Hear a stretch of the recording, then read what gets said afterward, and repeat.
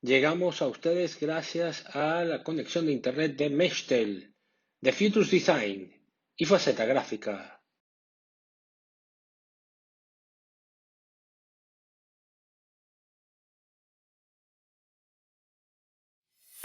There he goes. Thole's throw to second is a good one, and he got Josh Thole. Quick return with his second major league home run. And Josh Thole guns him down. Had him by the umpire in second, makes the big position. And Thole.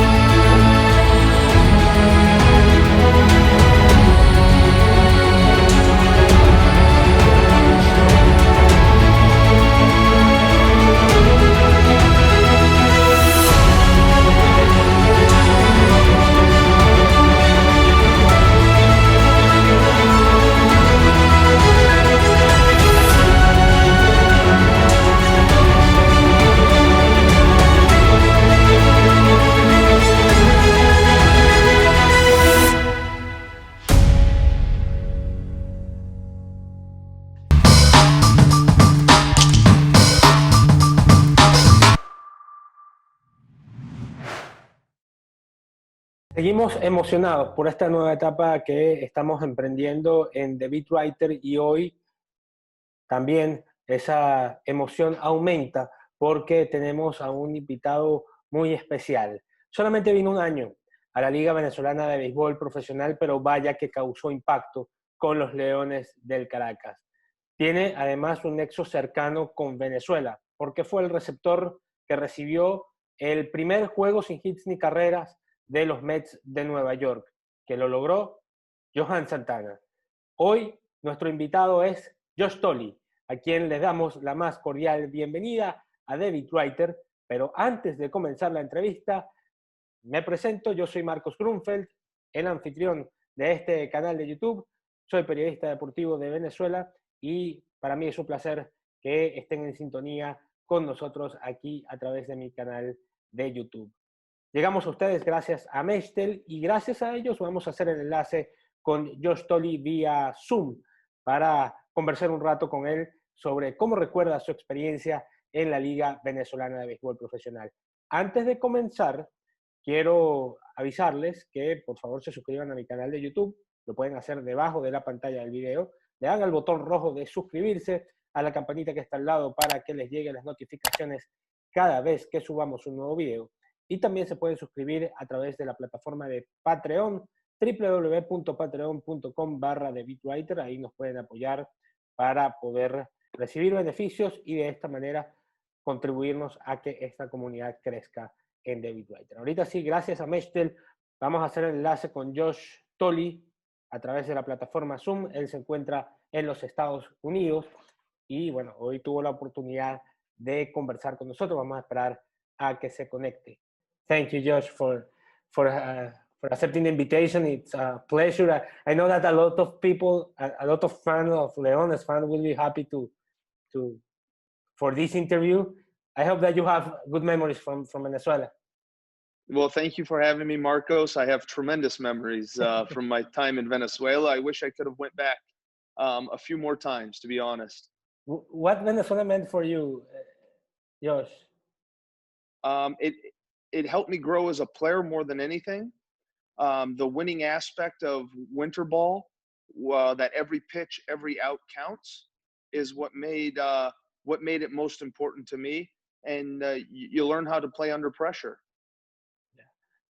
Josh, what are you doing right now? I know that before the interview you told me that you have a contract with the Yankees this year, but and you are at the alternate side. But are you thinking of the retirement, or you have any hope to play in 2021? If I have an opportunity to play, I would love to play. I've had some veteran players like Henry Blanco, for example, a Venezuelan native, has always told me to play as long as I can, as he did. And I think that's an opportunity. If the opportunity comes, I will take it. If not, then I go on with my life and figure out what's next. in the past few years, do you anytime thought to play in Venezuela again? I did. In 2018, I got hurt in 2017 and missed the whole season. 2018, I was considering going back, and nothing ever came of it. So if I had the opportunity, I probably would have, because I had it was that enjoyable for me. How difficult was to not play in the big leagues this year after a long career in the major league? How difficult was that for you? You know, Marcos, it's challenging when you're in the major leagues and then you know, you get injured and then you bounce around the minor leagues. But I've kind of fell into a little niche of like help mentoring young kids. I'll give you an example. A name that you definitely know is Keibert Ruiz. Yeah. I was with the Dodgers in 2019, and I helped mentor Keibert a little bit, help him try to grow as a player. And that was that kid is something very special outside of the baseball field. We all know what kind of player he is, but the personality and the work ethic that this kid has is second to none. What do you project to him, Josh? He hit a home run in his first at bat in the major leagues. He's going to play a long time in the major leagues. I don't know what that looks like for him, you know, from a number standpoint or whatever, but he has the opportunity to play for a long time. He's such a gifted player.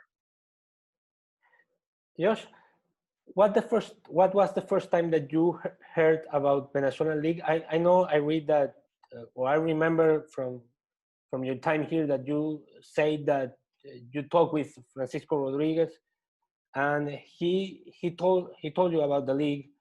That was the first time that you heard about Venezuelan League, and how was the moment that you reached the Leones, or Leones reached to you, and you reach a deal with them? So everybody talks about winter baseball, and everybody thinks the Dominican Republic. And I remember Francisco Rodriguez telling me in September of 2009, I think it was September of 2009, about it. And I told him that I would have interest in it. And then he reached out to his contacts. And then Yves Hernandez was the guy that had called me and spoke with me. And yeah, we effectively worked out a deal fairly quickly. I was just eager to play baseball and get the opportunity to play winter ball. Do you remember how was your first day in Venezuela? How you remember that day? Yeah, I remember it very well. I flew in CCCT hotel. Yeah. And then we ended up going to the ballpark that day to meet everybody, and we started practicing and playing games right away. What impact to you when you arrived to Venezuela, Josh? The impact that Venezuela had on me, I did not feel safe. You know, that was one thing that Yves Hernandez kept telling me was, you're going to be safe, don't worry, because that's what we hear in the United States is how dangerous Venezuela is. And I'm sure there's parts of it that are very dangerous, but I never one time felt unsafe. And hats off to the Caracas de Leones for giving us security guards and keeping us safe throughout my time in Venezuela. The CCCT hotel was also a mall. Right. The people recognize you when you arrive to the mall in the night or during the day before you go into the stadium? Not too much. I didn't start getting the recognition. I was playing well when I was in Venezuela. I was having a good season. And that's when people started recognizing me when we would leave the ballpark or go down into the mall to eat, or something like that, is when people really started recognizing me. And that was, I was young, I was 22, and I thought that was the coolest thing. When you came to Venezuela, you say that you want to work in your defensive skills. how much Venezuela impact on your improvement in your defensive skill? Because people may don't know that you started your career as a first baseman.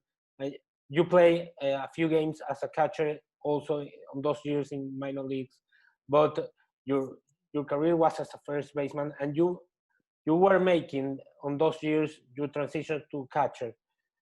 How difficult was that, Josh? It wasn't as difficult as I thought it was going to be, because I was coming off my first opportunity to catch in the major leagues in September of 2009. Yeah. I did grow significantly from a catching standpoint, in the fact that, as I mentioned earlier, that every count, every pitch, every out matters. So my focus level was so ramped up through the games. And I think that's something that really helped me grow as a player. Any one of the coaching staff of Leones helped you to improve your defensive skills? I remember, or I think that I remember, that you arrived to the stadium very early because you want to work on that. Yeah, I was spending a lot of time with a lot of the veteran pitchers. A guy, Ober Morano, was somebody that helped me a lot. Okay. And I know he's a pitcher, Yeah. but he spoke to me a lot about what it means to be a major league catcher.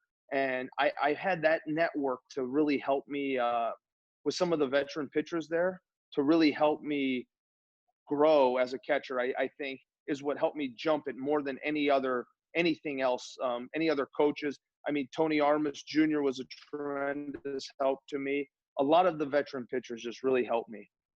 Josh, and Dave Hutchins, how he helped you?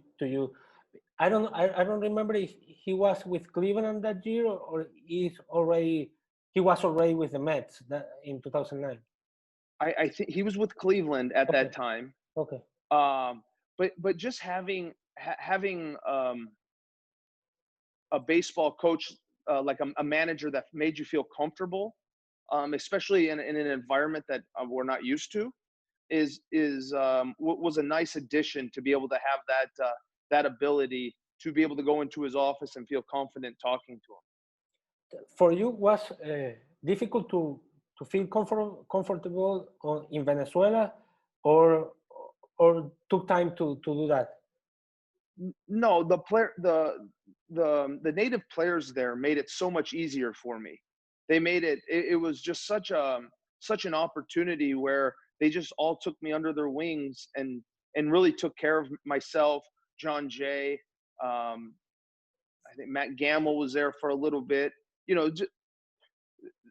when your surrounding peers make you feel comfortable, it becomes a lot easier. You don't feel nervous. You don't feel anxious. You just kind of follow in their footsteps, and they did a great job with that. Josh, on November 27, 2009, you played your first game against Magallanes. What was that for you? The guys talked about it leading up throughout the whole season, and they said, "Wait till we play Magallanes. It's going to be the best rival you've ever seen in your life." And it was everything and more. The fans were crazy.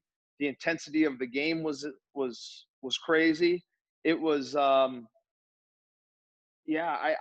it was everything more.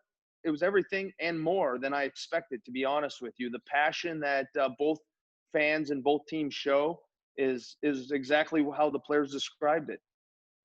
Just how do you compare that intensity? Because you played in New York, and there is intensity too in the Mets and in the Yankees. How do you compare both of playing for both teams?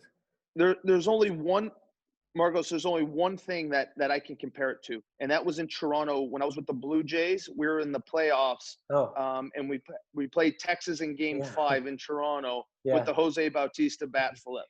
That's the only thing I can compare it to. Esta conexión con Josh Thole llega a ustedes gracias a Meshtel. Meshtel es una empresa de internet de alta velocidad que funciona en Caracas y La Guaira. Te ofrecen desde 5 a 100 megas de velocidad, y para que puedas trabajar de manera mucho más productiva por sus altas velocidades simétricas de internet. Es decir, tiene la misma cantidad de subida que de bajada. Y eso es importante, sobre todo para quienes creamos contenido en Internet. Si necesitas contactarlos, te puedes comunicar conmigo en mis redes sociales a través del privado y yo te paso la información para que te comuniques con ellos y también tengas toda la información de cómo suscribirte. Si quieres una conexión buena de Internet, conéctate con Nextel. How was that moment? I get goosebumps when when I hear the call replayed. It was trying to get the fans to stop throwing stuff on the field. I mean, it was pandemonium is what it was. That inning was crazy, Josh, because the infield of Rugler Odor and Elisandus, I think, made a couple of mistakes. And then Bautista hit the home run. That was crazy. Yeah, Elvis made 3 errors in one inning, and it's so not like him. Yeah. And we just capitalized on it. So it was a fun series. It was a fun game. But that's the only thing I can point to baseball in Venezuela that would be close to it. When you play here, Josh, you finish your season leading in average, base percentage, slugging, doubles. You had a great season here, and the people. I remember people cheering for you and trying to convince you to not to go and play the postseason with Leones. And that year was the final against Magallanes also. Right. Yeah, I say looking back at my career right now, if there's one thing I could redo, it would be going back for the playoffs, because that's why you play the season, and that's the excitement of the season. And it was at the end of the day, my body was tired, and I knew I was competing for a job in 2010 that I needed a month off, a month break. But looking back on it now, I wish I would have just done it. Yes, I recall. I'm not sure if I'm right. I recall that your wife came to Venezuela for the final part of the season. I think. Yep. And after she went to the stadium, she wasn't going to leave the country. Yeah, she thought baseball was so fun there, because it's so boring in the United States. For instance, minor league baseball in particular is boring in the United States compared to what winter ball is. And she just loved the passion of the fans. She too, back in 2009, felt tremendously safe thanks to the security people that the Leones had for her. And we had a wonderful time. She flew to Margarita Island with us. Okay. And we had a great time. When you left the team, do you watch the postseason? Marcos, every out I watched of all of those games. And how do you leave the final in the United States, because it was against Magallanes and was an intense final? It was intense. I remember how intense it was. And as it was going on, I made a comment to my wife saying, like, I really wish I was there. I mean, I just feel like I left the team stranded a little bit. And I was playing well at the moment, and I should have just capitalized on it. But it was fun to watch the guys out there, especially in that environment against Magallanes. Do you remember how do you leave the Gregor Blanco home run? I vaguely remember that. I don't remember exactly what happened in the games. I just remember the intensity, and I have seen YouTubes of the Gregor Blanco home run, and yeah, it just the excitement of the fans, I think, is what really keeps coming to mind. Now speaking about the other episode that linked to you with Venezuela is the no-hitter of Johan Santana. Johan Santana no-hitter, sorry. That day was great for you. I think you was the catcher of that game. That was the first no-hitter in Mets history. how do you remember that? I think that have a special that was a special memory for you. Sure, and for everybody that knows Johan, they know that he's a jokester, he's a prankster, he's always goofing around, and that's who he was when he pitched. Until this game in particular, the seventh inning came, there was some sort of sincerity, and that's when I knew we had something special going on that night. It's a day, a moment I'll never forget in my entire career. It was the first, and it's still the only one. So we'll see how long this lasts for us. But it was a great opportunity, and I mean, what a class act to be able to work with Johan, every 5 days. Josh, in what moment do you recall that that Johan was throwing a no-hitter? About the sixth inning. The sixth inning is when it kind of set in that it's a real thing and that we have something going. And then his pitch count was up, so I wasn't sure how long they were going to let him go. But we had the ability where we had walked a hitter, so the perfect game was off the table. So now we were just trying to preserve the no-hitter within trying to keep him under 130 pitches at the very most. Josh, Terry Collins spoke a lot about his thoughts of the pitch count of Johan Santana because of his injury. How do you remember how much that worry in the dugout that day? Yeah, especially when it got into the seventh, eighth, and ninth inning, it was the uncertainty of being able to send him out because of the arm injuries. And Johan was battling, saying, "I feel fine, I feel fine." And Terry Collins was much lost for words, didn't know what else to say. And at the end of the day, he did the right thing. When you have something that's special for a pitcher, is you just have to ride it out, and you can't control injuries. You can't control anything like that. One thing you can control, though, is his competitiveness and the ability and want to go out there to pitch. Josh, what was the most important thing that impressed to you about Johan Santana that day? It's not just in particular that day, but what made Johan so good.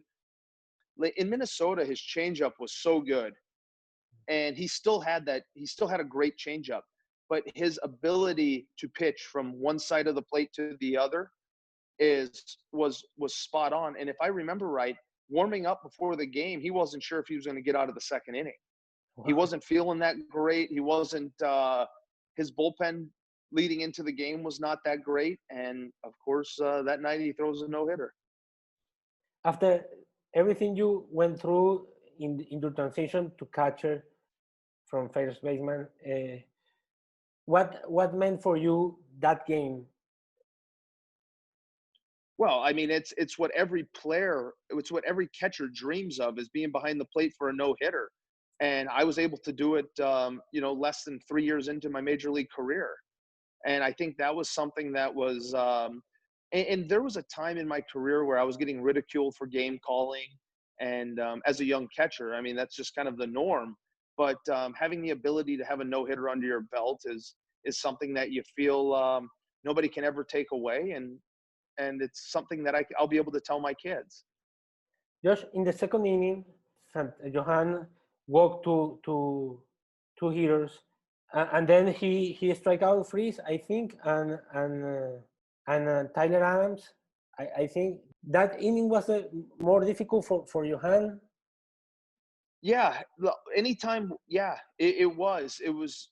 Once we got through that inning unscathed, I remember that inning like it was yesterday. It was 2 walks, and he had the thing about it is, anytime he walks somebody, he was just missing with his pitches. It's not like he lost control of the strike zone. I felt that we were in command of the game the whole time, even when we did walk guys. He threw 134 pitches. But right. In the last 2 hitters, he threw 11 pitches. So that was worry for the team at the time, because he threw a lot of pitches with the last two guys. Exactly. Yes, there was some foul balls. There were some deep counts. But I think since we were so far into the game, unless he gave up a hit, it was his game to finish, because we got to that point. And you never saw his velocity drop. You never saw his, the shapes of his pitches deteriorate. Everything was still sharp, even at 130, 34 pitches. Josh, what do you feel when Johan struck out David Freese in the last out? I didn't know what to do. I wish I would have taken my mask off, to be honest with you. It was excitement. And again, Marcos, it never really set in until we got into the clubhouse. The clubhouse, Johan gave me a big hug, and it was that was that. Then it really set in for me. Josh, a couple of more questions. What do you remember that you love from Venezuela besides baseball, besides the fans? What do you remember that you enjoy the most in the country besides baseball? I really love Margarita Island. That was one of my favorite. I'm sure a lot of players say the same thing. Margarita Island was a cool experience. We were at a resort. We had, swimming pool. That was probably one of my favorite moments in Venezuela, aside from the fans in baseball. And one more thing, what do you want to say to the fans that remember you, as well as I am sure that they do? Well, I would love to still say thank you. I know it's been 11 years ago, but these are the best fans in baseball, from the United States to Venezuela, Dominican Republic. Caracas de Leones fans are the best. And I appreciate the love and support that you guys always gave me while I was there. It's an experience I'll never forget. I think that I remember that your last game in Venezuela and the ovation that they gave to you. I think that I remember that. How do you remember that? How do you remember? That was the passion of the fans that they always had, and that was something that I look back on now.